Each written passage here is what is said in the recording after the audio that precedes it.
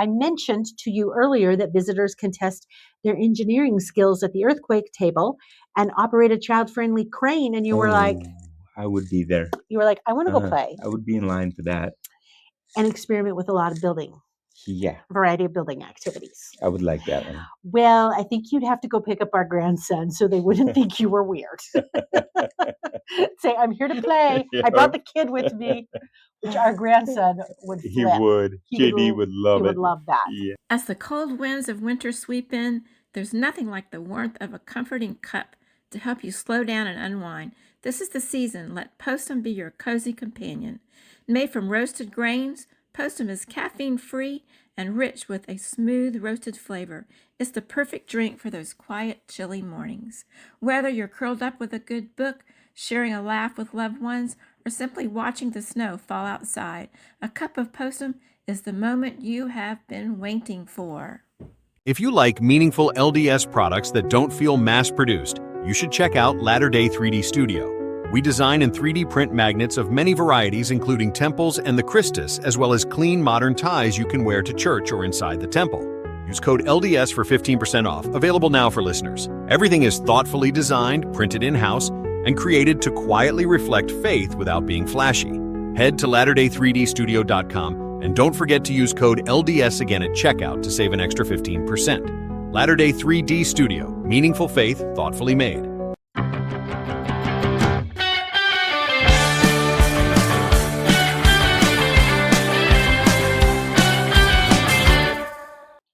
Welcome to This Week in Latter Days.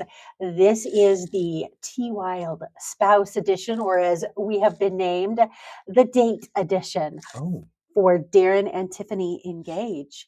So these are spouses, Tiffany Hales Tanner and Darren Tanner. And we are here to record tonight.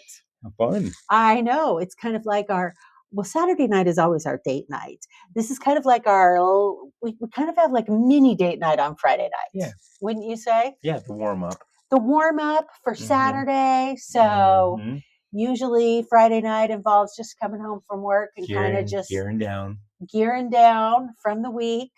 Then we go usually grab something to eat. I usually don't cook on Friday night. No, why should you? Why should I? And it was kind of fun tonight. I needed something for my favorite thing. And so I said, we have to go pick this up for my favorite thing. And it happens to be where my daughter works at. And you said, well, should we just eat there for dinner? And I said, I think that's a fantastic idea. Perfect. So that's what we did. And then when we came home, I was like, I'm going to need to walk around the block because I'm a little full. And we did. So what else has been going on for us? So it's been actually the last time I recorded with you. This is technically Ariane's week to record, but she's on spring break. You know what? So I you need got more bumped. time. I need what again? I said she got bumped. Oh, yeah, good. Yes. I think you guys have bumped me a few times. We've never bumped on you. purpose. You just think that every time I record with Ariane, I should be recording with you. You really should. Well, let me just tell you, next week I'm recording with Ariane. Of course you are. Just That's beware. my competition. She is your competition. I know. She shouldn't be, because Ariane and I have a very different vibe than what you and I have. Oh. Wouldn't you agree? I never listened. That's true. That would presume that you actually have listened to the podcast. Here's what I think is hilarious. You have recorded every month since August. So how many times does that make it? August, September, October, November, December, January, February. This is your 8th time recording. No way. I know. And you've never listened to the podcast. I'm sorry. I just find that hilarious. Yeah. I don't think I'd be impressed. Okay, probably. I don't know what I'd think. Huh? I don't know what you'd think either. Maybe we just ease you in slowly with Kurt and the guest co-host. Oh, yeah. That would probably be safe for you. Yes, it would. I'm not sure Ariane and I would be safe, and no, probably the twin siblings or T Wild siblings would not be safe for you. All right. So I'm trying to think church-wise if we've had much going on. Just kind of the huge. super good worships on Sunday. Oh, we've had like the Mm. best sacrament Oh, meetings. for weeks now. I know. It's like, love it. We have not had a bad one, knock on wood. Yes. So I had last week, I was in charge of the Relief Society birthday dinner. We had such an amazing turnout that I ran out of food. And like that has seriously never happened to me. So we usually at our Relief Society activities pull like 15 to 18 women. We set up for 32. And I thought, okay, if I get 32, Overboard. I'll be shook. Right. We ended up with 30 sisters. Wow. And we did a soup bar, and I just even the sisters I asked to bring soup, they usually come. They just brought a kind of a regular amount of soup because we just had no idea. But we had plenty of bread, tons of bread, really good bread Yum. that one of the members in our ward made. So I mean, it was all good, and I mean, really, the dinner was just the event was all about sisterhood. And so It's about the talk, right? exactly. So dinner was just to like get us there and get us engaged, but it was a cool activity. Fun. And then next Saturday night, Oh boy. here we go. Starts in the morning, right? Well, I'm going to The start. prep. I'm The going to prep. start my prep tomorrow. I've done a little bit of A prep. whole week of prep. Well, no, I'm hoping to pound out most of my prep tomorrow. So good. We are doing an Iron Chef activity a week from tomorrow. And this is going to be a ward activity that is just for Elders Corpsman Relief Society. No children, please. I volunteered to help, not very much, right? Yeah, because I'm putting you on a team for Iron Chef. Yeah. Anyway, so you don't know any of the details of this Iron Chef activity because the Relief Society presidency is planning this and we are keeping this tightly under wraps. So when we... No bribery? No bribery. At all. At all. So when we record in April, we can then return and report about all of the details of this Iron Chef activity that we are going to do and how Tiffany is going to be inflicting cruel and unusual punishment onto the members of our ward. Oh, hold it. We've done this before with the young men. You've done it, and it's a hit.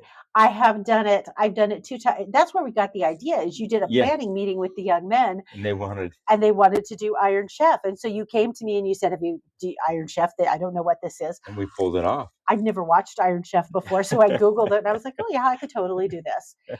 So we pulled it off. The young men have loved it, but let me tell you, I am leveling up for the adults. I cut the young men some slack because, they were young men. Oh, I have leveled this up for the adults. It's going to be epic. Going to be totally, I think I'm moving over to the judging side. No. Yeah. You want to know who's coming to judge? Who? So one of the legal secretaries from my office who judged our chili contest. Oh, yeah. And then Chris, right? Chris. Okay. Keith and Ariane are showing up. They're going to judge. Oh boy! I have cute little hats for them that say judge. Actually, Keith does know food. Keith really does know food. He's good at it. He's good. Oh yeah. So they're going to have a blast because not only there's several things for them to judge, not just the end product. Oh, not just the food. Not just the food. I'm here to tell you this. Hold on, was that a hint? Maybe, but then you'll have to decide what that means. Either that or hack into my computer and read my notes. Hey, impossible. I know. Even if you gave me the password. Huh? Hey, you've gotten a lot better with computers. I keep emailing myself, Tiffany. And I'm not sure how it happens when I'm trying to sell in. So halfway through the day, I'm waiting for a response. And I showed Tim and I'm like, what's going on? He's like, you emailed it to yourself. And I'm like, okay, well, send it to the right person. Okay, this is a new disclosure. You haven't told me you've been emailing yourself. It's only through the new Outlook. Oh, and okay. David Larson fixed it for me one time. Well, somehow it's back over to the new one. Oh. And when he did switch me back, I loved it for a window. Yeah. Right? Okay. And then somehow it switched back. Yeah. To the new. See, and I got... Sorry to get off track. No. That's okay. And I can see how that would easily happen because I use the new Outlook. And when it was first forced upon me, I didn't know I had a choice. I thought this was like my lot in life. And I thought, this is really annoying. And then I acclimated to it. And then I learned when I got a new computer at work recently that I had a choice, and I'm like, well, I'm already used to this. Let's just stay here. Nice. It's working for me at I the got moment. a quick fix now. I just hit where my sends Uh-huh. and just see who the last one went to. There you go. So, There you go. All right. Well, we should probably do some stories. We've talked yeah, enough we got a bunch of nonsense. them We do. Okay. and some good ones. We do. We've got some really, really good ones. All right. We are going to start off with the breaking news of the week. Had I not been just so slammed at work, I'm seriously so slammed at work, I would have done a short on this, but I didn't even have time to do that. So, big breaking news of the week. This happened Wednesday, I believe. There was an update to the church handbook, and they just kind of slid it in. Now, of course, the church handbook, as you know, is all digital these days. Oh, yeah. And so, what they slid in were a number of new additions, with the biggest one being a change to the Sunday school presidency. Now, if you are a longtime listener of TWIM, T Wild, formerly known as TWIM, we have been advocating for years that there is no reason why this change shouldn't have occurred. So, unless you've been living under a rock, the change is previously Sunday school presidencies could only be priesthood holders. Now the bishop has the choice to have a Sunday school presidency that is a priesthood holder, or he could select a woman, a sister, to be the Sunday school president, at which point in time she would then have to call all female counselors and a female secretary if she deems that's necessary. Of course. The church said there's no reason for this to be a priesthood holding calling. We can have men or women hold this calling depending on the needs of the ward. That's one of the things that, like I said, we've been talking about on TWIM for a long time now, is why is this men? Why can't we have a woman Sunday school president? So looking back, just a couple days? Yeah. It seems so old. I know. So seriously. No. That's fantastic. It is fantastic. Excellent. It is fantastic. I love it. So then that begs the next question. Does the ward, temple, and family history leader, which is currently in the handbook as a priesthood holding calling, or the ward mission leader is currently in the handbook as a priesthood only calling, should those potentially be changed to either a male or a female? I don't know. Nice. Maybe that's on the horizon. But you know what? I mean, that's this one's perfect. This one's perfect. Yep. Now, I will say, when you get to Sunday school on the stake level, the article was very clear that the stake Sunday school president will still continue to be a high counselor called and set apart by the stake presidency. He's got to do his time. Well, I mean, seriously, ward Sunday school president, there really isn't a lot to do. You got to sometimes when they're training, you got to make sure there's teachers. You got to train. I think the only calling that would be. I think we've had good ones in our ward. We have. Yeah. But seriously, what in the world does the stake Sunday school president do? That seems like a walk in the park cake calling to me. I don't know. Yeah. That seems like a nut and burger. So, which is probably about right for the high council. Sounds horrible. For the right person, they probably love it. Yep. Perfect. Anyway, so a bunch of other updates as well. They talked about they reorganized and revised language emphasizing ordinance and covenants. They talked about the length of erotic priesthood camps and young women's camps. Now, they did not specify a length. They just said long enough to make sure they have a spiritual experience. Exactly. Yep. And I think the young men on the summer camps, the adventures or whatever they're doing, I'm a big believer in at least 3 days. Huh? Yeah. Because then you get the ones that are breaking down a little bit. Exactly. You know what I mean? And you get that. And that's when the spiritual stuff happens at night. Exactly. You know what I mean? The testimonies and the good things. But for some, that's the 4 or 5 day is might be a little long for some. Maybe. Well, maybe 3 is too short for others. I would like mine to be like 22 days. I'm sure you would. Like just come home, unpack, and go back for another 22. You know what? Maybe you can get called as the Stake Young Men's president, and then you could just go on these camps with every No. ward and get your 22 No. days in. I'm fine right where I'm at. Now you realize that is a high councilman calling. Oh, I would laugh if they put you on high council. That would be the funniest thing ever. yeah, they You- wouldn't do that. You have no comment. No. Um, I like this changes in this handbook. So First of all, I am not worried about you being called yeah, as a me high neither. counselor. Perfect. I think you will perpetually be with the young men, which is where you belong. I've had a few blessings say so. Yes. That's where I shall die. I think you will die. And yeah, And that's okay. and it's fine. Quite all right. Oh yeah. All right, let's move on to our next story. I'm going to let you take the lead on this one. No, go ahead. No, you're the one who brought this to my attention. Which is this? First the First Presidency Easter yes. message. Yeah, I loved it. I've watched it a few times. It's not very long. What that's is why it, I- like Yeah, it's just a couple minutes. 4 or I 5 think. minutes, Yeah, maybe at the most? Yeah. And it's good. They Mm. have, go ahead. No, go. I was going to say, all 3 members of the First Presidency Mhm. share some thoughts.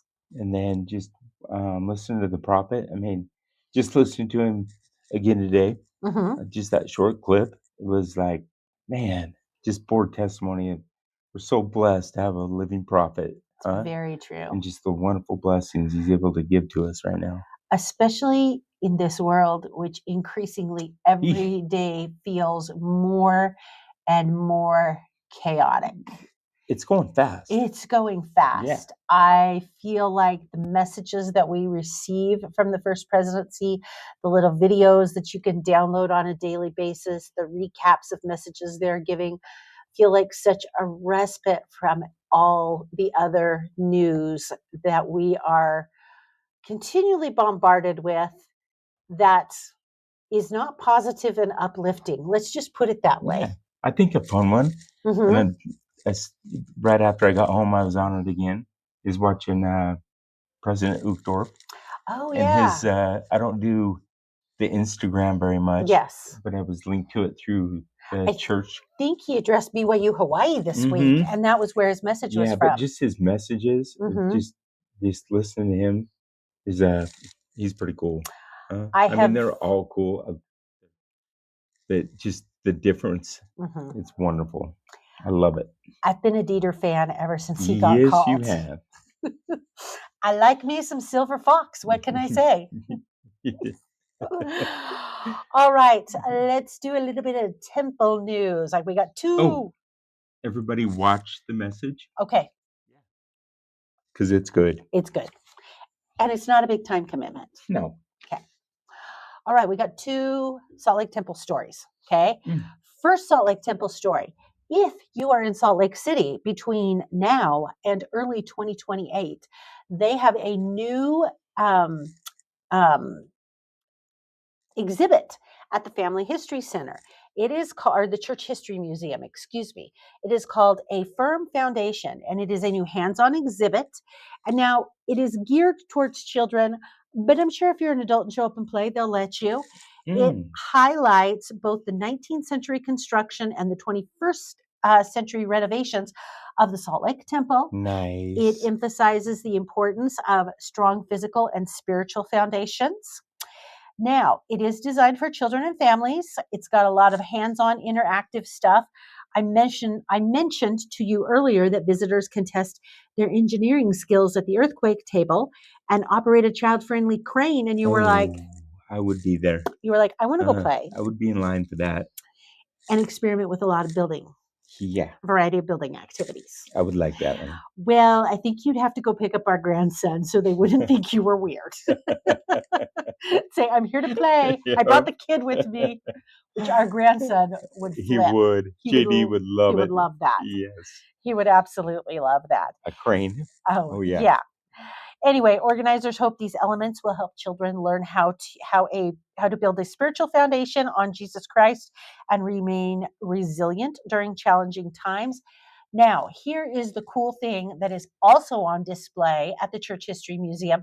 I don't think it is part of the children's part of it because I don't think this part is interactive, but the exhibit also features historical artifacts from the temple, including the trumpet that fell from the statue of the angel Moroni, The exact one. the exact one during that infamous March 2020 earthquake when all of Utah lost their mind because the angel Moroni slipped and his trumpet fell. They thought it was over. They thought it was over. But alas, there was for many more years of renovations on the Salt Lake Temple. I feel like we at least have to get through the renovations awesome. on the rededication of the Salt Lake Temple Oh, before yeah. it's over.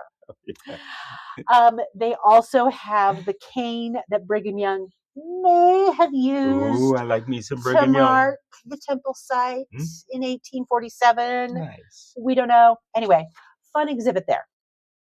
Excellent. All right, staying.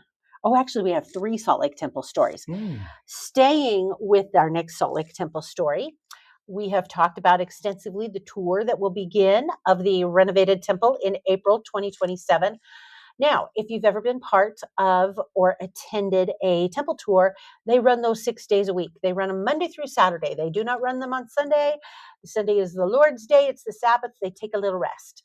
They made one exception to that rule when they before they rededicated the Washington, D.C. temple. There were a couple of random Sunday tours of the Washington, D.C. temple in 2022.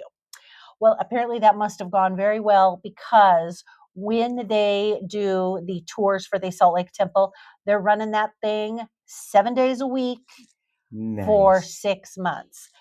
In Wow. part because they are expecting a huge crowd, probably about 30,000 people a day. And this will help with the crush of visitors. They say the tour will take about an hour of the temple itself, but there's many other things like the conference center, the Lion House, the Beehive House, Relief Society building Wow. that will be available to tour. And so it can take up to as much as 4 hours if you want to look at those other things. Nice. I So- would enjoy that. 7 days a week. Now, the commentary on the internet was, oh, does that mean City Creek will be open?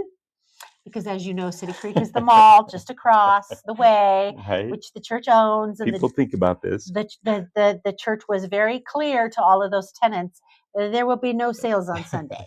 So all those City Creek stores are closed on Sunday. I don't think that's going to change. Yeah. So It's anyway. a worship. So the volunteers who are there will not be able to run to City Creek and get something to drink or eat. They'll have to bring their lunch. Huh. All right. Also in conjunction with the Salt Lake Temple, this came across my my email today. So the Relief Society, they are doing a project celebrating women, and they are requesting that people, specifically women, sorry, babe, Hey. you don't fit the category. They are seeking home video footage of women and children from all over the world. Any format is welcome. iPhone, VHS, Super 8, etc. They want women, young and old, interacting with other women. They want to show real women in all aspects of their life. They are going to do an uplifting montage for the celebration of the Salt Lake City Temple Open House that has these videos. So they are saying, videos of girls camp, singing songs around a campfire, cliff jumping or hiking. Ooh, yeah. I got some of those. Well, but I don't think they feature girls or No. women. Dude. Sorry. Young men don't count. This is a Relief Society project. You want to start attending Relief Society? No. Good, because the handbook won't let you. So the girls cliff jump? The girls cliff jump. Huh. I hate to break it to you. Perfect. I like it. A mom playing or laughing with her kids, family celebrations, service projects. I liked this one. Women hosting a meeting at City Hall. Nice. Now, they did have women speaking in church and leading a meeting, which the speaking in church kind of left me scratching my head because I thought, last time I checked, we weren't supposed to record in the chapel. So how do you get the video absent recording in the chapel? Is that a real law? It's in the handbook. Oh, It's not a law. It's just in the Yeah. handbook. So do with that what you will. maybe someone else's Well, worship nobody's. place? Well, I Is that suppose what you they could mean? go speak it. I mean, it didn't say it had to be speaking in church at an LDS church. Oh, Well, there you go. PR Anyway, work. PR work. So, ladies out there, if you have a video you would like submitted for consideration, you send a brief description of the clips. The videos, you can upload the videos directly or provide a link to a sharing site. And then you add your name, your phone number, and your location. That's cool. So, yeah, I thought it was kind of cool. That'll be interesting to see what they put together. Huh. So, Cliff jumping. cliff jumping. Get some cliff Very jumping. nice. So, well, we had that zip line in our yard. I bet we have videos of our kids on that zip line. I know we have a video of me on the zip line. Oh, yeah, you did. Maybe that's It what we took a need little bit to get you off on it. Huh? It really did. Yeah, I think I did it once. that was it. So, just so our listeners know, we had this zip line that started up in a tree, and you zip lined across this pond in our yard and landed at another tree. And how many summers did we have that up there that the kids used that? For a while, till we Oh, wore it out. Until we literally broke it. Yeah, Yeah. not the cable. Not the just the cable, pulley. just the pulley. Oh my gosh, they had so much fun. I don't think anybody actually landed in the pond. I don't Mm. recall anybody landing in the pond. I don't know. And nobody broke a bone.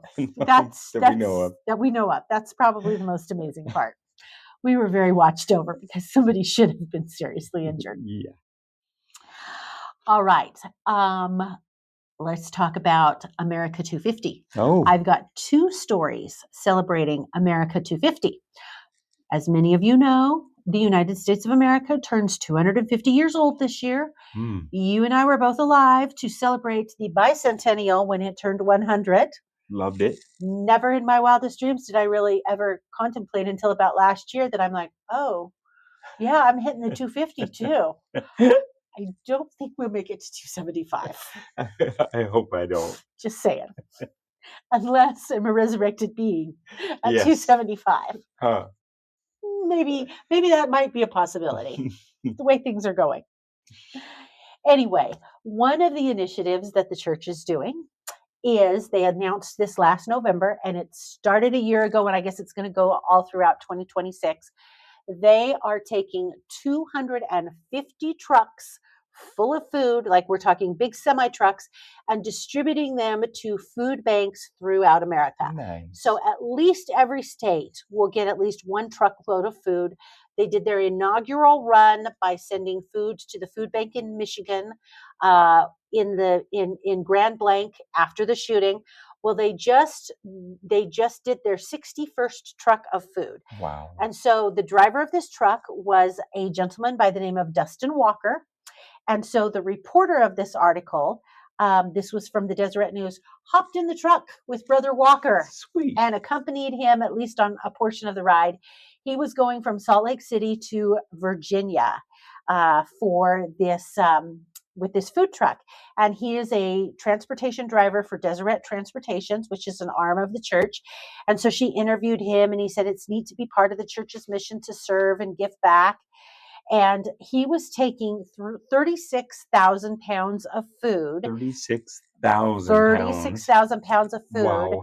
which represents food for about 1,400 people. Wow. And it was in the Virginia area. I'm trying to find it. Sterling, Virginia, food bank in Sterling, Nice. Virginia. And they, of course, were quite happy to receive it.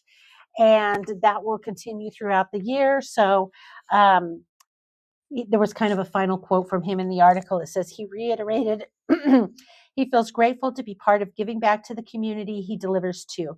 The donation drop on Wednesday was his fourth America 250 delivery so far this year, with more scheduled throughout 2026. That is pretty cool. It is pretty cool. Huh. And if you've seen pictures of the trucks, they have the whole logo, America 250 on them. Like half the truck has that logo, and then they have the church's logo on them. Huh. They had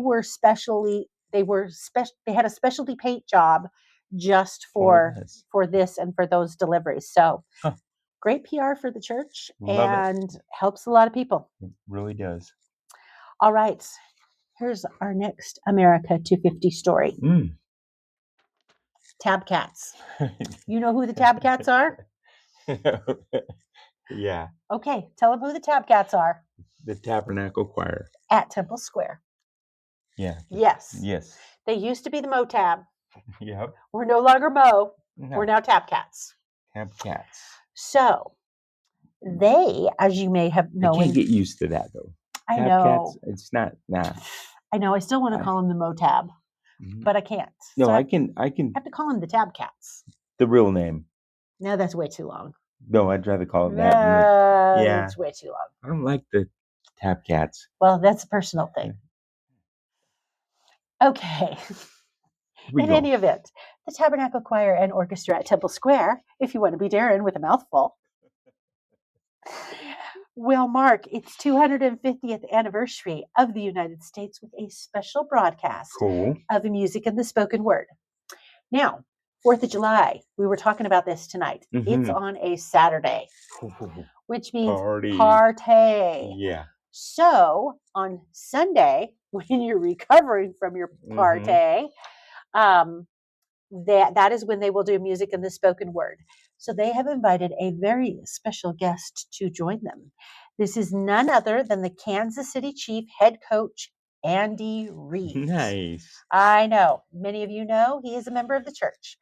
So they quoted him in this article. Now, before he went to Kansas City, he used to coach for the Philadelphia Eagles. And so he said, I spent more than a decade just down the road from Independence Hall, where our founding fathers put pen to paper on the Declaration of Independence. He calls them the ultimate team, facing adversity, staying the course, and building something that has endured for 250 years. I'm honored to join the Tabernacle Choir at Temple Square to celebrate the birth of our nation in a place that reflects the same spirit of unity and faith. Right on. So we watch most music in the spoken word every week. Every week. Sometimes we catch it live before church if we get the TV turned on in enough time. If not, after church, we always just go to the YouTube channel and we turn it on the day's episode for the YouTube channel. So if you've watched it, you know that they have music and then they have a little organ solo and then they have some spoken word. Now, I cannot for the life of me remember the name of the guy who does the spoken word right now. It used to be Lloyd Newell. He was like the spoken word guy for years and years and years. And then they called him on a mission. I think he's a mission president somewhere, or a temple president or something. Actually, I think they called him as a mission president. So he had to give up that gig. And all I know about the new guy is he's the CEO of a makeup company that makes the eyelash serum that makes your eyelashes grow. The one you like. The one I like. Yeah. The one we can't find at Costco sometimes. And you only want to buy it at Costco because it's hella expensive. Right. If you don't. Right. I know we're always looking, but we never find. Well, no. Once in a while. Once in a while. And so when we find, I always buy multiple packages of it because the stuff legit works. Anyway, so I don't know if he is going to replace that guy or if he's going to do it in conjunction with that particular gentleman. I like the guy who does it now. Oh, I like him too. He's super cool. He's very cool. Yeah. Very cool. I'm not beefing with him. He's pretty smooth. He's very smooth. Yeah. I just can't remember his name. No. Anyway, but I do remember the company that he works for. We can report back on this. We can report back. Here's a very interesting thing that they're going to do. Now, on any given Sunday, they only do the live broadcast once. It's one and done, and then you catch it on the YouTube. Right. So they're actually going to record the live broadcast twice. Huh. They're going to record it at 9:30 a.m. and then they're going to record it at 11 a.m. I don't know why. Huh. Expecting people. Yeah. Huh. I mean, that leaves me a little perplexed why we are doing 2 live broadcasts, but we are. Huh. And then they are going to do tickets to this event. So you will need to get tickets to attend the July 5th broadcast. And they said information on how to register and obtain tickets will be released at a later date. Or the black market. Which then led me to the question of, okay, are you going to do this broadcast in the tabernacle? The only time music and the spoken word isn't in the tabernacle is conference, right, when they do it from the conference center. Other than that, in the Christmas concert. When they do the Christmas concert, it's always from the conference center. Are they going to do it in the tabernacle? Hmm. Or are they going to do it at the conference center? I'm inclined to think they're going to do it at the tabernacle because Yeah. it records from 9:30 to 10. And if you're trying to get 20,000 people out of the conference Yeah. center and then 20,000 more in an hour Yeah, to I be don't think so. seated, I don't think so. So I am guessing that they probably will do it in the tabernacle, which is very limited seating, which means those tickets going to be hard to get. Anyway, we'll keep you updated on how to get those I tickets. think it's know somebody. It very well could be. We probably won't be going to that. We probably won't be going. I mean, they have a lottery system, but Yeah. I know that like choir members, at least for the Christmas concert, get tickets that they can give to friends and family. So I don't know how many tickets are actually going to be available in the lottery It system. would be cool though. And maybe that's why they're doing the live broadcast twice, is so they can at least get twice as many few. people in. I don't Nice. know. I like it. All right. Speaking of music, we have another musical story. Oh, This one was by this gentleman, and I am going to slaughter pronunciation of his name, but I'm going to give it a try. oh, He is from the Democratic Republic of Congo, and it is, I think it's pronounced Pythagore Matuba, I think is how his that's name pretty is good. pronounced. You did really well. I'm just trying. So, he has there was a story that was released this week. The title of it was "The Latter-day Saint Hymn That Led My Entire Family to Join the Church." And so he's telling this story to Emily Linder, who is then subsequently reporting it. And what he is saying is he said his father had heard about the church. Now this is in 1999. This is 25 Okay. years ago, 26 years ago. His father had heard about the church from a friend, and he'd been visiting a branch near their home. He asked Brother Matuba to go, who was the oldest son, to come with him to church to see if this was something that their family should pursue. So he goes to church, and in sacrament meeting that day, they sing praise to the man. And Brother Nice. Matuba says, I was so touched by the words in the hymn, I knew this is where we needed to be as a family. I was shocked. I do That's not cool. really think of praise to the man, especially in a foreign country, would be something that would be so converting. Huh. I mean, I love the song. Oh, Don't get me yeah. wrong. Huh. How do you feel about praise to the man? I love it. I love it too. Yeah, it's brings a good spirit every time to my heart. It really Huh? does. So that must have been what happened is, well, not must have been, clearly what happened is the Spirit touched him Yeah. when he's hearing praise to the man. I have pondered in our new hymn book, are they going to still keep praise to the man? I mean, it's a very Oh, yeah. Joseph Smith specific song. And we're kind of trying to, I mean, I don't want to say distance ourselves from Joseph, but we're trying to make it more Christ focused in our Oh, hymns yeah. and our singing. Praise to the man. Yeah, I'm a keeper.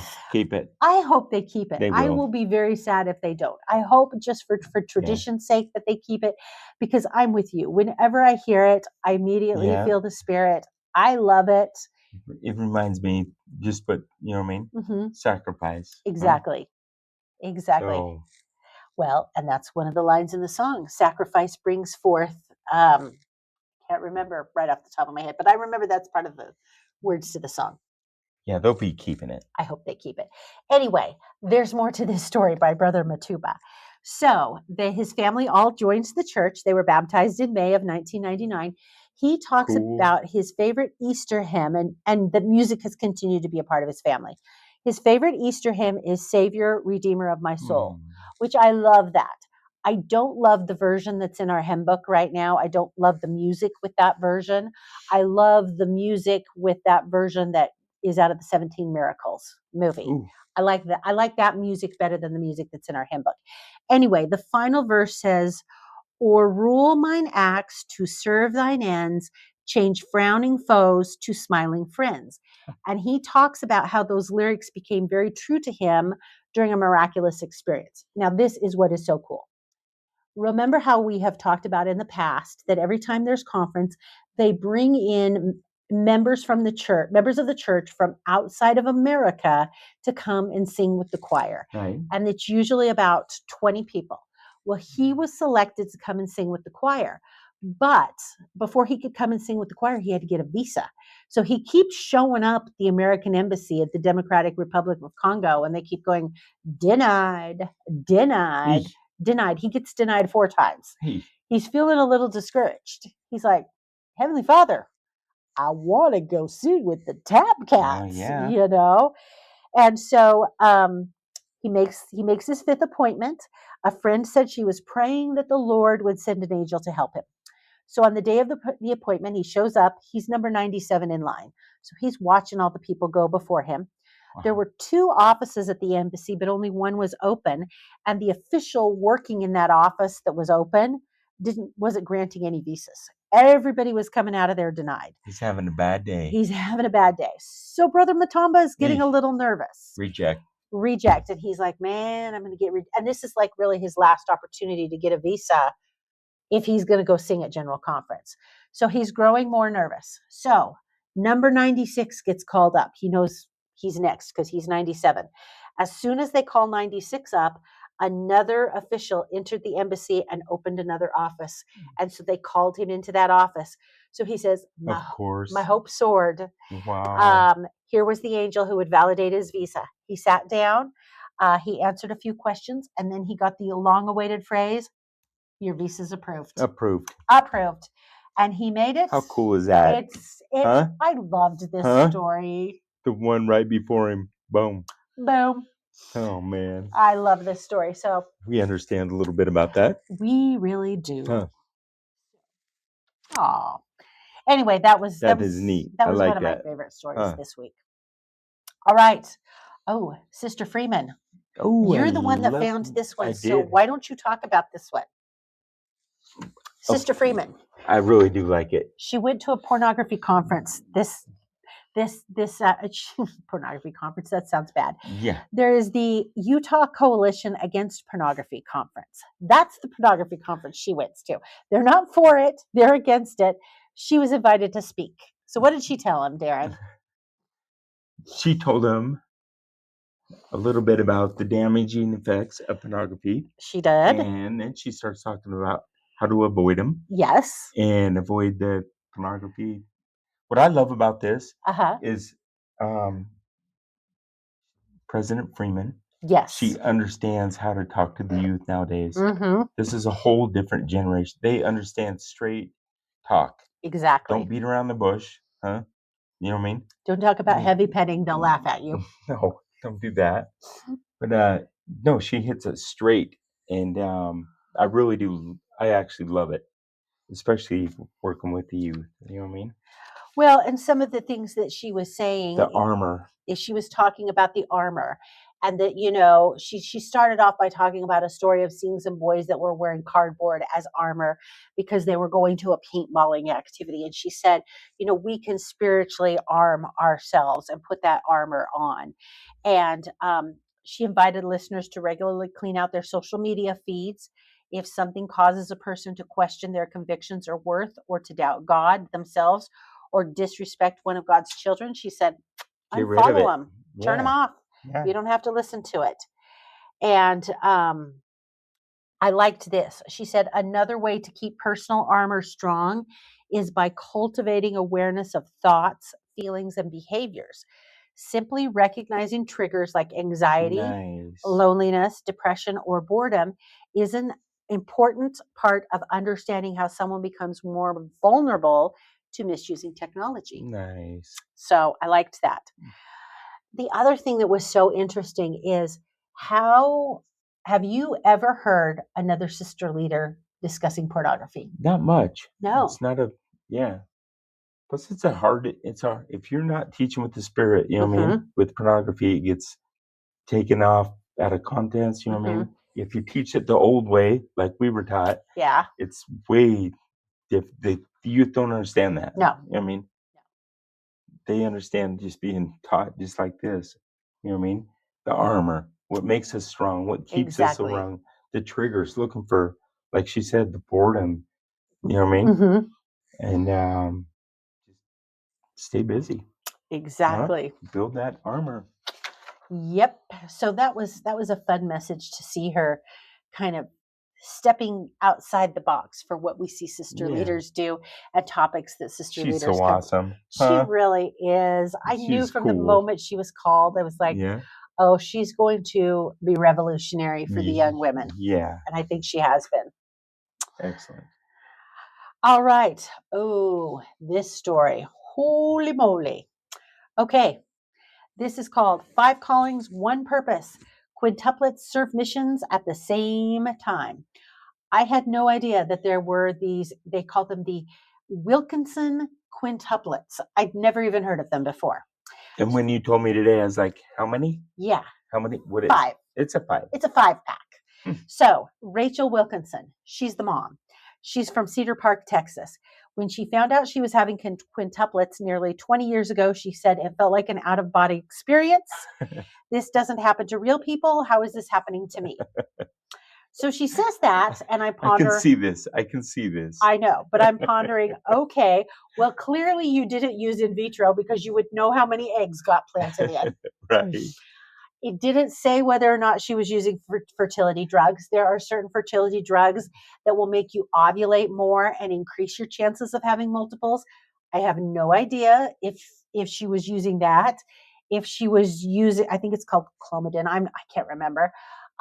If she was using a fertility drug to increase ovulation, then maybe you wouldn't be entirely shocked, although maybe you're thinking you're going to get twins. It sounds like natural. To me, it sounded very natural, which I can't even wrap my head around quintuplets naturally. Anyway, so she finds out she's going to have these 5 babies. She and If her that would have happened to us, you would have killed me. I probably would have. Okay.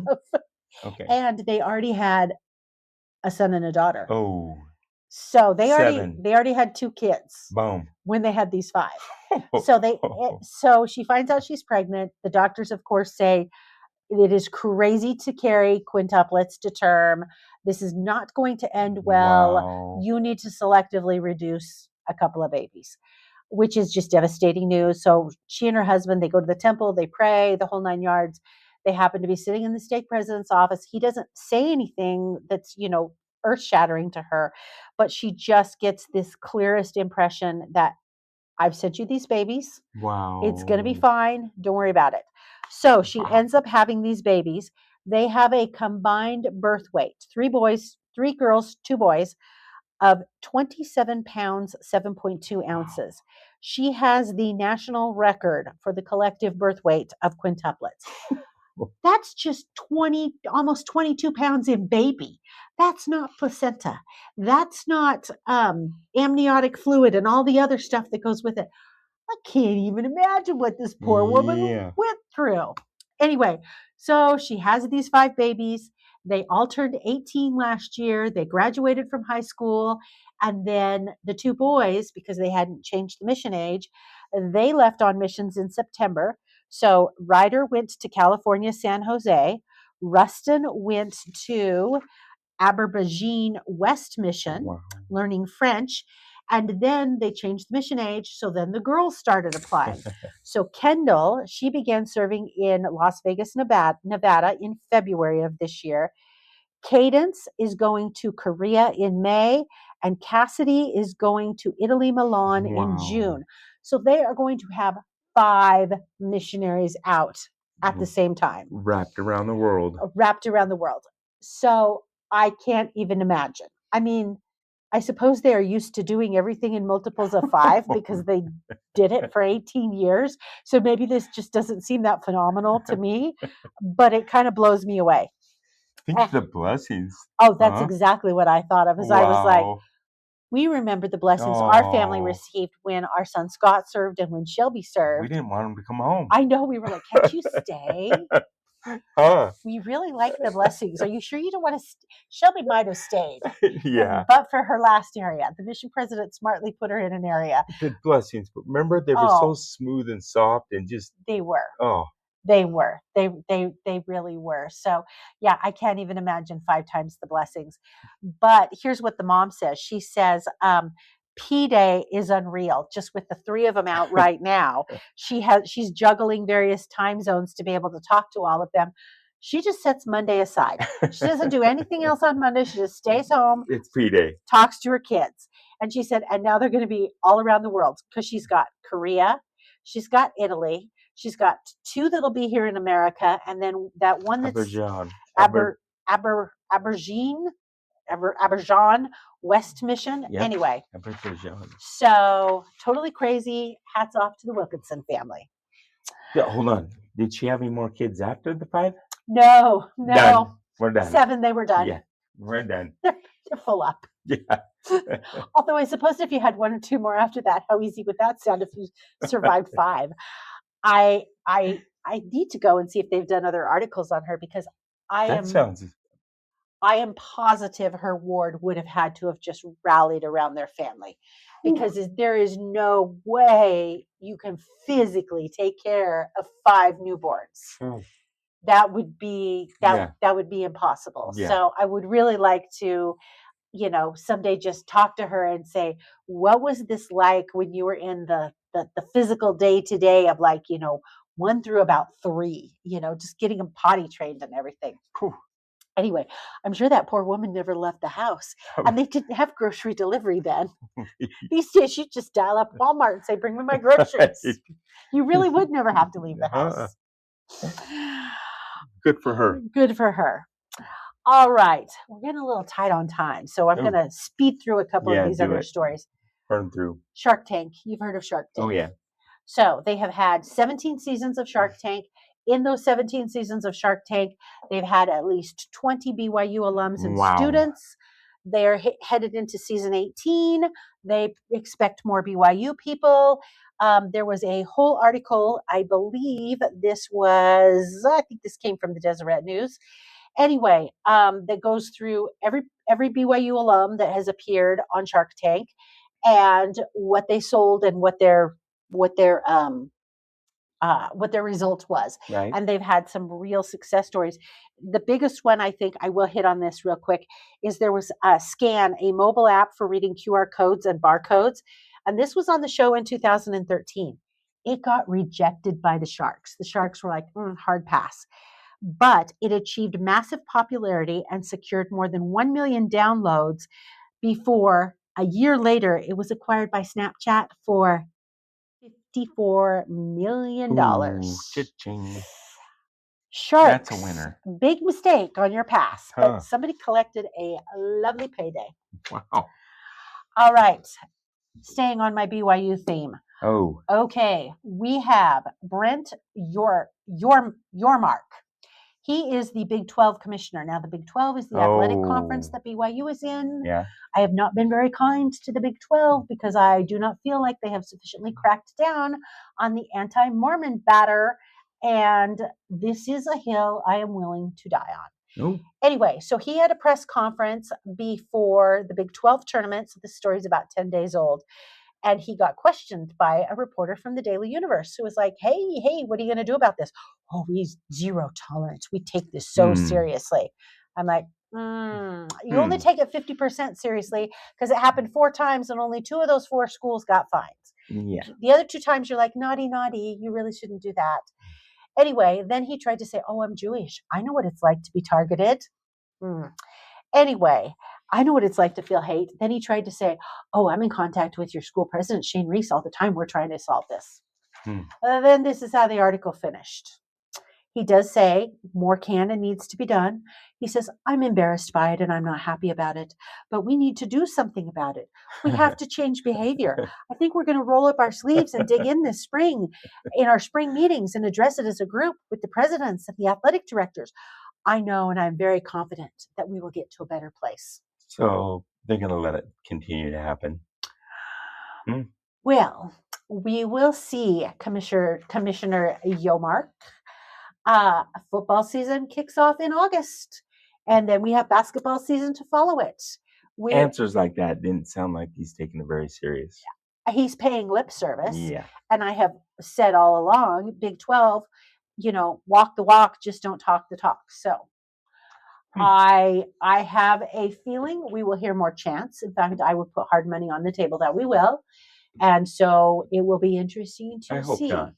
I But- hope not too. But if they're not going to do anything, If then they're not, yeah, exactly, till they get serious about it. So, anyway, all right, we're going to skip that one, but we are Oh. going to hit really quickly. This is one that came out today. I read this to you on our drive to dinner tonight because it was just kind of funny what happened.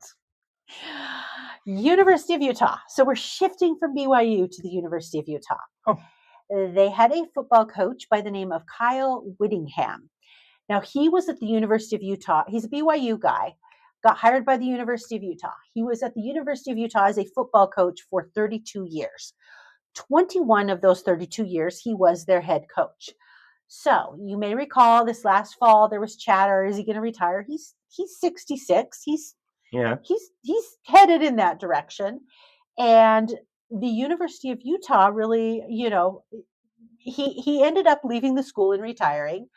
And there was lots of chatter about because he ended up going to Michigan after that. But let's talk about the lead up into all of that, because it came out like it was his voluntary decision to retire. Well, because the University of Utah is a public school, the Deseret News did a public records request. Oh boy. And they got some very interesting documents in the public records request. Apparently, Kyle Whittingham did not want to leave the school and did not want to retire. But the school wanted to move their number 2 guy, who was Coach Sully, into his spot. The school was like, you're old news. We want new news. Whittingham had 2 years left. He was committed to them for 2026 season and 2027 season. So he was trying to renegotiate his contract for 2026. They could not reach any sort of agreement. And one of the big sticking points is they said, okay, well, we'll pay you the money that you want, but Coach Sully, or Mick Sully, I can't remember what his last name is, he's going to be calling all the shots. He's going to be doing the recruiting. He's going to be doing this. He's going to be doing that. I mean, they basically tied his hands. And Right. he's like, well, if you're going to tie my hands, I can't coach the way I want to coach. So peace out.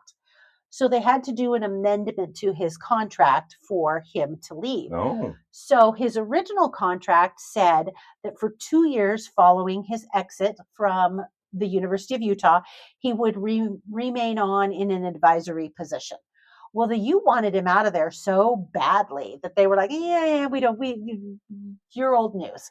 So they decided to do essentially kind of a payout, a $15 million payout to it. Nice. They were going to do $8 million in January of this year, and then another payout in January of 2027, and a third payout in January of 2028. Now, all he had to do was basically not disparage the football program. Let me pull up the article here and read it, because it's just hilarious. So, where are we?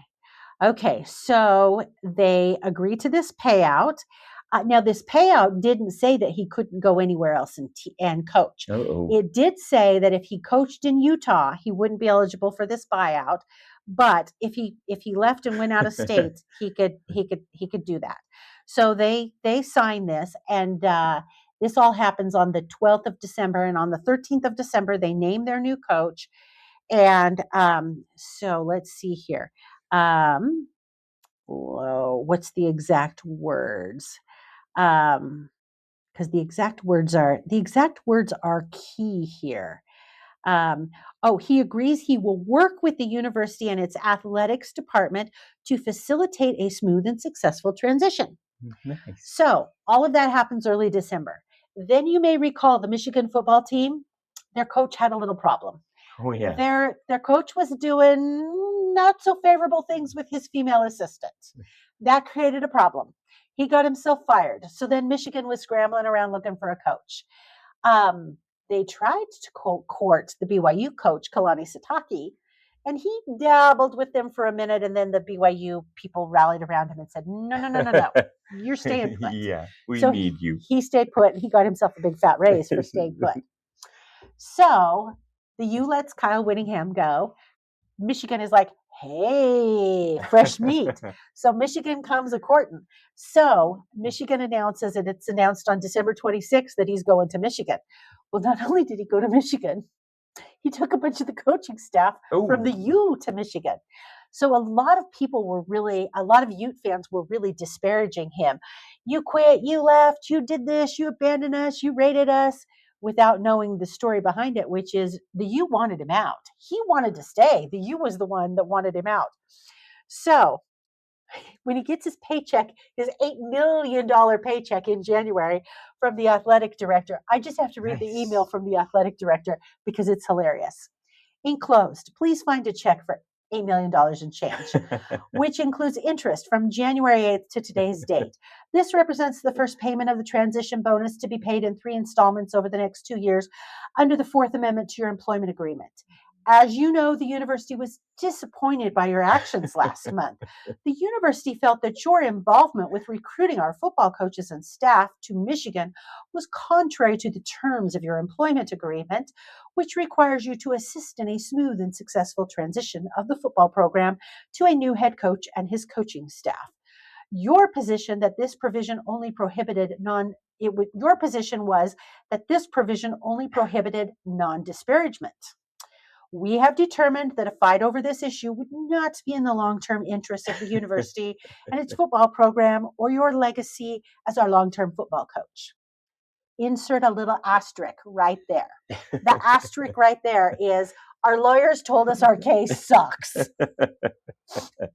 And that you were right. It just means you couldn't disparage us. Didn't mean you couldn't rate us. You just couldn't smooth transition. Just couldn't disparage us. That's what the AD didn't put in the letter. We have decided to look to the future, and we hope and expect that you will do the same. Very nice. Anyway. Man, he got a good one. Well played, Brother Whittingham, is all I have to say. You get $8 million a year from Michigan, and you got a bonus $15 million from the U. I'm kind of blown away at the money they spend on these things. Oh, huh? College football coaches. I don't pay attention to them. It's insane. Huh. Here's the other thing too that I pointed out to you. Not only is this a bonus for Brother Whittingham, but think of that tithing money that's coming to the church from his big fat checks. Sweet. It's a bonus all the way around. Anyway, all right. Mormons behaving badly. Oh. I know we're running long on time, but I couldn't let this not go. So I didn't have really any egregious Mormons behaving badly. They've been behaving themselves for the last few weeks. Nice. But what I did have is, if you read the Daily Universe, which is BYU's newspaper, they have a police beat. And their police beat is hilarious. So we're going to pick some things from their police beat for our Mormons behaving badly. Now, this is police beat from BYU for the week of March 11th through the 17th. Okay. 1. Officers responded to the Marriott Center after a spectator reported being shoved into her seat by another attendee. Oh. Both parties were interviewed and the incident was documented. Right. That's the high-profile crimes we have at BYU. That's the mutual combat. Mutual combat. We have a stolen car. A student called dispatch believing her car had been stolen from lot 59. Before officers arrived, she found the vehicle in the lot, and the issue was resolved. Now, this one is really funny. This is under the category of property damage. An officer responded after a driver's rear passenger window suddenly shattered while she was waiting to turn into the Marriott Center parking lot, a sound she initially mistook for gunfire. Footage later showed a baseball from Miller Park striking the vehicle, and she got information to file an insurance claim. Gunfire at first. Then, to conclude, 2 MTC stories, because these are just so epic. Officers went to 900 East Gate of the Missionary Training Center after a man refused to leave when security wouldn't accept his small Walmart grocery delivery. Someone forgot something. Had to place their Walmart order. After speaking with his supervisor and resolving a possible language misunderstanding, he left the area without further issue. Huh. So that's what happens when the Walmart guy shows up. Mm. Let's talk about what happens when the Amazon guy shows up. To the MTC. To the MTC. An Amazon driver tried to deliver a package to the MTC on Sunday and was turned away, but then bypassed security by driving through the main gate. Officers located him, escorted him off the property, and the MTC has since issued a ban. Against Amazon. I don't know if it's against Amazon or just against that driver.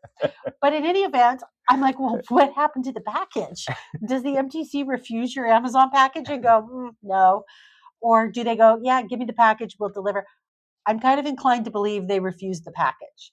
Somebody's mother somewhere is trying to send them Amazon to the MTC, and it just doesn't work like it used to. Huh. It used to be when I was at BYU, if girls would have boyfriends and stuff in the MTC, you could go take them like cookies and Drop things 'em off. and drop them Yeah. off. Well, yeah, you saw that because you Yeah. were in the MTC in the 80s. Yeah. Did you have a girlfriend dropping you off No, sweet nobody treats? brought me anything. Well, if I'd have been Huh? at BYU, I'd have brought you, and I knew you. I would have brought you sweet treats. Really? Oh, I totally would have. Mm, All right, so that's our Mormons behaving badly. that's not too bad. No, in fact, it's kind of funny. Huh. Seriously, probably the funniest thing you'll read all week is the weekly police beat from the Daily Universe. There's nothing more comical than BYU. the high crimes and misdemeanors that happen at BYU. Ooh. All right, well, we should wrap up our show. We should wrap it up with favorite things. Oh yeah. Do you want to go first, or do you want me to go Go first? ahead. Okay. So my favorite thing tonight, I'm going to hold it up. It is this right here. It is the Chick-fil-A. See, Chick-fil-A. This is their chocolate chunk cookie. Now it also has some oatmeal in it. I am here to tell you, A, this cookie is delicious. B, this cookie is the best value in town. You can go to the Chick-fil-A. They will give you one of these lovely little treats, hot, and it will set you back $1.65. Ooh. When is the last time you got a delicious, warm, hot cookie for $1.65? Crumble, they're going to charge you $3.99 for this. For a cookie. For a cookie. Chip is going to charge you probably at least $3 for one of these cookies. So I highly recommend, if you are craving a cookie treat, get ye hence to the Chick-fil-A and get their chocolate chunk cookie because it's delicious. Huh. You've had it. You Right. like them. They're all right. I'd rather have your cookies. Well, okay. I would agree with you And there. they're free to me. Well, kind of to me. Okay, you ready for my favorite? I am ready for your favorite. So, when did you hook me up with this? The Lower Lights. Was it Sunday we were driving think around? so. I think it was Sunday. Huh. Because I've known about Lower Lights for years, and because you're I've had a couple of 3 weeks of good, just trying to be good. trying to be good. And I was listening to the basic LDS music. Lots and of it's, tab it's cats. yeah, and the other singers Yeah. that I really, it's the same old thing. And you were like, why don't you listen to this? I think you've asked before. And I'm like, no. Yeah. And then when you turn one song on, right? Yes, I did. I can't remember which was the one I made you listen to. I'm not sure, but I was like, Was well, it? this is Was bluegrass, Tiffany. it Israel? It was either Israel, God is called. Oh, Yes. no, I made you listen to Ye Elders of Israel. That's the one that started it. As It I is. said, we're going to listen to Ye Elders of Israel, Lower Lights. Yeah. And since then, I've got a couple favorites. It's all the stuff that, like Ralph Stanley and Mhm. Alison Krauss, and Mhm. it's so good. And that's what I listen to now. I know. It was kind of funny because I've known about him for like 10 years at Yeah, least. I found one for my funeral. If You I go did? before, and He came home and he said, I found my funeral song. I know who I want to sing it, And he told me who he wants to play the guitar and sing it. so I got to get it to him. Exactly. It's our old bishop, It's our old bishop. Yeah, you gotta forward this to Warren and say, Warren, Johns. if you are still alive when I die, Yes. you are coming to my funeral, He will and be this is the song you're singing. And you played me the song. In fact, tell him what the song is, and I went, It's All My Tears. All My Tears. And Yeah. You played me the song, and as soon as it started, I was like, oh yeah, that's your funeral song. There's a couple more too, But that I like. that's the lead one. But I'm so impressed.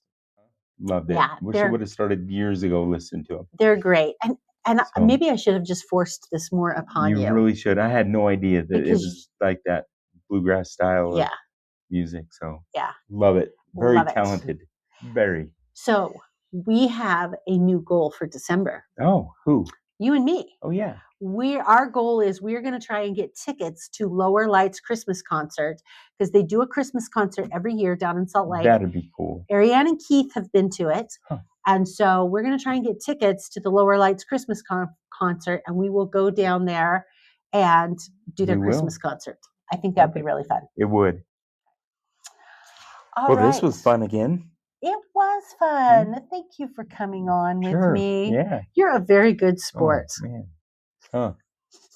I left a little bit of oxygen in the room for you. Little. Still a little lightheaded, though. Well, you're used to it. Yeah. All right. So thank you very much for joining me. Mm. I look forward to when we get to record together again in Mm. April. Yes. So do not take offense next week when I'm recording with Ariane. Oh, I will. Oh, I'm going to give a little I know you will. You'll be like, what? I got booted again. Mhm. I'm going to give a little teaser for my episode with Ariane next week. We have had major news this week breaking in the land of Secret Lives of Mormon Wives and The Bachelorette and Taylor Frankie Paul. There is just so much to unpack. I was not about to unpack it with him.